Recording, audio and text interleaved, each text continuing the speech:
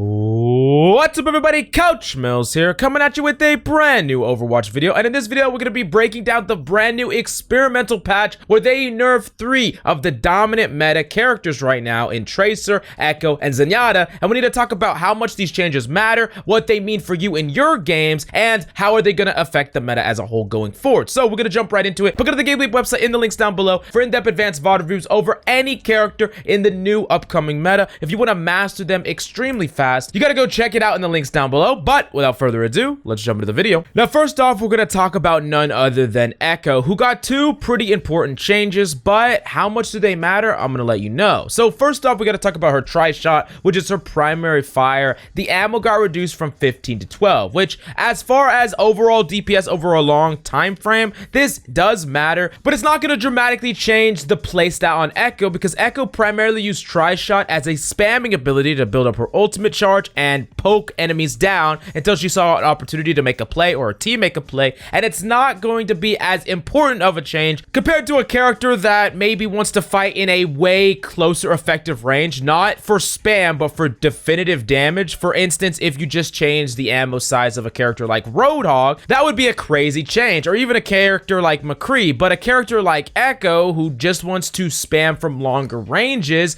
this is not going to be that big of a deal, even if it is an overall nerf to Echo's kit. Now, in my opinion, the more important change here is the focusing beam nerf, where its duration got reduced from 2.5 seconds to 2 seconds. Now, as far as what the developers had to say on this, they said this, quote, Echo's kit is designed around mobility and burst damage, but she was performing too well against high health targets such as tanks. Reducing the maximum firing duration of her primary weapon and focus beam will lower her sustained damage output without impacting her burst damage potential up against squishier targets. Now, basically, this really goes back to that beam change, which honestly isn't going to affect squishies hardly at all because 2 seconds was plenty of time, especially if they were already near that half point or under it. They are just going to get deleted out of nowhere. But up against shields, specifically on tanks and then tanks themselves, this extra 0.5 seconds could be the difference between barely eking at a kill and not getting that kill at all on those tanks, and that sustained fire that they're talking about with that tri-shot, being able to like fly around a tank and really poke them down or clean them up. That's something that's going to be a little bit harder on Echo. So I really do like this change, honestly. It doesn't make Echo a terrible character, but it makes the tanking role feel a little bit better up against Echo, who just seems like this character that will just delete you out of nowhere. Not as much anymore, especially when we're going to talk about some of the other changes down below, but Echo is still going to be an amazing character, and I don't think at the highest level this is going to change her placement as one of the best DPS in the meta at all. And in anything under Masters, Echo is still going to be an absolute powerhouse pretty much no matter what, these changes aside. Now, moving on to the next character we got to talk about, it's Tracer, who only got 1 change, but it actually is really important, and it's Tracer's pulse pistols. Now, the pulse pistols min-max damage falloff got rescaled from 13 to 23 meters down to 12 to 20 meters. So now the maximum amount of range that it will do damage is that 20 meters, and at 12 meters, that is the last time that it will be doing maximum damage until it starts decreasing rather rapidly. In fact, more rapidly than it did before, because there's actually less distance apart between the min and max, where 13 to 23 was a 10 meters difference, and now a 12 to 20 is only an 8 meters difference. So you got to understand that the fall off will actually scale much more quickly. Now, as far as what the Blizzard devs had to say about it, they said this, quote, Tracer's pulse pistols are slightly overperforming at mid-range. While these weapons are meant to be effective at longer ranges than other close-range heroes, say Reaper, she's still intended to be played at a relatively close range. We'll continue to keep an eye on her further adjustments since Tracer's mid-range effectiveness is also impacted heavily by bullet spread, end quote. Now, if you don't remember what happened quite a while back, Tracer got this buff to her range and her fall-off that people talked about and joked about 76 Tracer, right? Because she could poke from the high ground, challenge targets really far away, and still do a pretty sizable amount of damage, and this is almost like a reversion back to the old times, although not quite. Now let's talk about what this specifically hurts on Tracer. Well, it's gonna hurt her dueling capabilities across the board. One of the things about Tracer now is that she could space away from enemies really well, and she could poke them down, and then go in for the kill when she saw an opportunity, and that was pretty decent up against a lot of different characters that she could could duel, and she can no longer do that to the same extent, but I mean, really, that's not going to change her playstyle in dueling matchups all that much, with the exception of how soon she goes in when she sees that opportunity and how close she takes these engagements from the get-go. Those things are going to slightly change, but when you think about a lot of the characters that she was dueling, let's say a McCree, that McCree still could fight her in the effective range of both ranges, so a lot of times it was actually better for a Tracer to get up close and dodge the flashes, and then bait out his damage from a more close effective range, where she would get all of her bullet spread in him anyways, as opposed to fighting him at that mid-range where he could still headshot, body shot, and win the matchup. Now, while yes, it's gonna make her slightly worse at dueling a lot of characters, she was already a god at doing it before, and she's still gonna be a god at doing it now, but one of the big changes that this does do is it's going to change how she plays on the high ground. Now, depending on where you are playing on the high ground, she's gonna be a lot less effective raining down bullets like she used to be able to do before, where you could kind of control the elevation aspect, where you could distance yourself from the target on the high ground, and the reason that was so good is you gave yourself natural cover. You could drop on them whenever you want to, and then you could recall back up to that high ground, but now that's gonna be quite a bit less effective. It's gonna require you to actually full commit off the high ground earlier if you want to get that maximum damage, and you're not gonna have the full control over how much damage you do and when you recall and things like that. So overall, I think Tracer is probably gonna play less on the high ground, but Tracer seems to be still a very powerful character, and I don't see that changing unless the meta dramatically changes, but I would highly suggest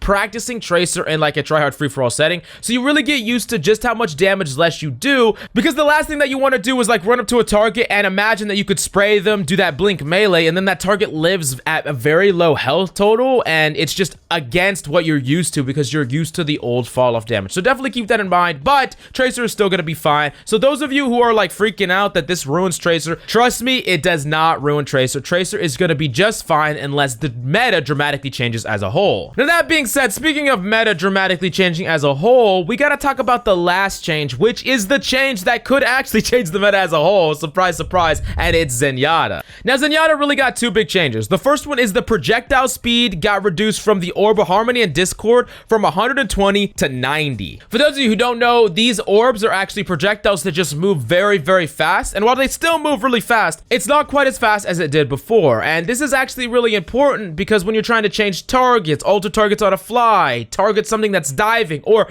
randomly throw a harmony on a target like a Tracer that just barely peeks you, these things are going to have a little bit of a delay on them slightly, not a giant amount, but enough to matter. And one of the big things that I always say is very important on Zenyatta, but it's even going to be more important going forward, is actually having a little bit of foresight. You really need to be paying attention to what the enemy team is doing and how they're setting up, how they're routing, and what your teammates are going to do, because then you can identify, hey, I need to put the Orb of Harmony on my ally before he goes in because that's what he's trying to do. Or, hey, I see that Doomfist or that Tracer routing around to the right side. He's going to obviously execute a flank to come on me. I can put an Orb of Discord on him early so that it dissuades him from coming in, and even if he does, the Orb of Discord is already going to be on him, so I can have a chance to actually either win the matchup or get peel that is more effective. You see, this type of stuff was already important on Zenyatta, but now it's going to be even more important because the reactionary aspect of Zenyatta is going to be nerfed slightly, so you definitely have to, you know, put a little bit more foresight into how you're using these abilities. But that being said, the other change that I think is actually a little bit more important is the damage amplification reduced from 30% to 25% on that Orb of Discord, which is an ability that has gone up and down and up and down just like freaking crazy. They can't make up their mind about how to balance this ability. Now, about these changes, the Blizzard devs said this, quote, "We're looking to adjust Orb of Discord's damage debuff quality since it's been overperforming in some team compositions. As part of this process, we're reducing the projectile movement speed of Orb of Discord in Harmony, which will in turn make them move at the same speed as Orb of Destruction, his primary fire." Now, while this seems like a really marginal change at its surface, this is actually a really important change for the meta as a whole, because Zenyatta is one of the pivotal characters in the meta right now. Specifically, Zenyatta coupled with a lot of these characters like Tracer and Echo that really bring forth a giant amount of burst damage that tanks really just can't do anything about. That's one of the big problems with the tanking role right now, and one of the reasons why so many Overwatch League pros and streamers are coming out and saying the tank role feels unplayable at a high level, because you get that Orb of Discord on you, you get that focus beam, that Tracer pulse pistols just zzz you from the high ground, and there's just nothing that you could do. That's what it feels like, and I think this is trying to reel that back a little bit. Now, that being said, I don't really think that these changes or these characters are the problem with the meta right now, even if you think that there is a problem with the meta, which honestly I don't. But if you did, the characters that you would probably want to look at more than anything is 2 Baptiste, who's extremely powerful right now and feels extremely overtuned in a lot of ways, not to mention his LCD flat screen TV, but all the other abilities, especially Immortality Field, just feels really dominant right now. And number 1, the most important character in this meta right now that seems absolutely unstoppable